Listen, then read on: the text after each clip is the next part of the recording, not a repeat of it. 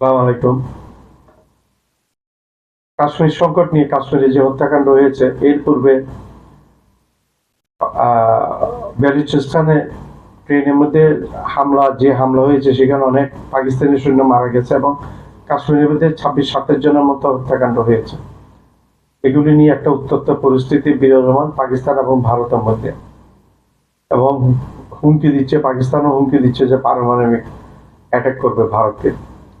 তো এখন যেই করুক, দোনো দেশে পারমাণবিক শক্তির অধিকারী, পারমাণবিক অ্যাটাক করবে এটা বললে হবে না, এটা বিশ্বকে শেষের দিকে নিয়ে যাবে। অস্তিত্ব কারো থাকবে না।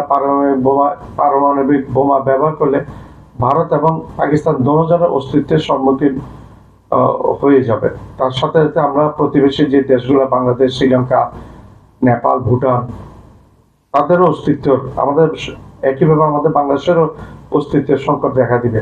কারণ পারমাণবিক বোমা ব্যবহার এত সহজ না, এটা ধ্বংসযোগ্য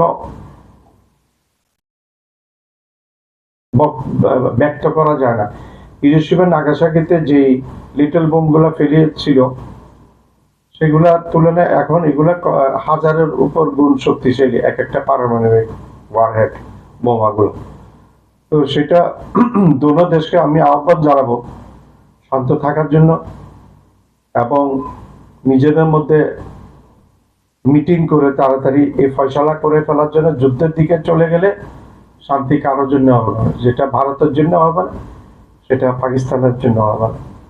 তবে যুদ্ধ হলে ভারতের জন্য সংকট অনেক বেশি, কারণ ওইদিকে যুদ্ধ বাজলে বাংলাদেশও বসে থাকবে না। বাংলাদেশের প্রতিরক্ষার জন্য যা যা করার দরকার বাংলাদেশ সেটা করবে।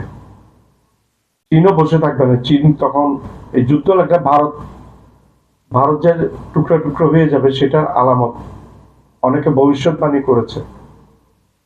ভারতের সমর বিশারদরাও যুদ্ধের দিকে যাওয়ার চেষ্টা করবে না। তারা জানে যুদ্ধে গেলে তিনটা ফ্রন্টে ভারতকে যুদ্ধ করতে হবে। বাংলাদেশ ফ্রন্ট, এটা নতুন খুলেছে ভারতের জন্য যুদ্ধ ফ্রন্ট, আর একটা পাকিস্তান পুরাতন এবং চীনও পুরাতন। চীন অলরেডি ভারতের ঘাড়ের উপর নিঃশ্বাস ফেলছে। চীনে নিয়ে নিবে। চীনে গত 1963 সালের যুদ্ধে চীন দিল্লি থেকে একটা বড় অংশ দখল করেছিল লাদাখে, ওইখানে, যেটা এখনো ফিরে পায়নি, এবং সেখানে চীন ঘাঁটি বানিয়েছে, সামরিক ঘাঁটি। গত বছর অরুণাচল প্রদেশের এখানে ভারত 60 কিলোমিটার দখল করে নিয়েছিল। সেগুলা ছেড়ে দেনে সেখানে হেলিকপ্টার ঘাঁটি, সামরিক ঘাঁটি না এইরকম বানিয়েছে বলে শোনা যাচ্ছে। তো ভারতের জন্য ক্ষতিটা সবচেয়ে বেশি হবে। ভারতকে হারাতে হবে প্রথমে কাশ্মীর, তারপর পাঞ্জাব হারাতে হবে। পাঞ্জাব শিখেরা তখন বিদ্রোহ করে এটাকে স্বাধীন করবে। চিকেন নেক দখল হয়ে যাবে চীন এবং বাংলাদেশ ছাড়া। চিকেন নেক বেশি না, 21 কিলোমিটার। এটা দুই দেশে মিলে দুই দিক থেকে আক্রমণ করে এটা দখল করে নেবে। তারপর সেভেন সিস্টার হয়ে যাবে আলাদা এবং ছিন্ন বিচ্ছিন্ন হয়ে যাবে। সেভেন সিস্টার আলাদা হয়ে তারা আলাদা আলাদা দেশের স্বাধীনতা ঘোষণা করবে।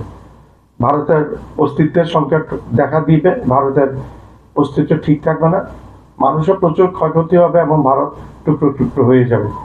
এটাতে কোনো ডাউট নেই, এটাতে কোনো অস্বীকারের উপায় নেই এবং কোনো ডাউট নেই এই কথাতে। ধন্যবাদ।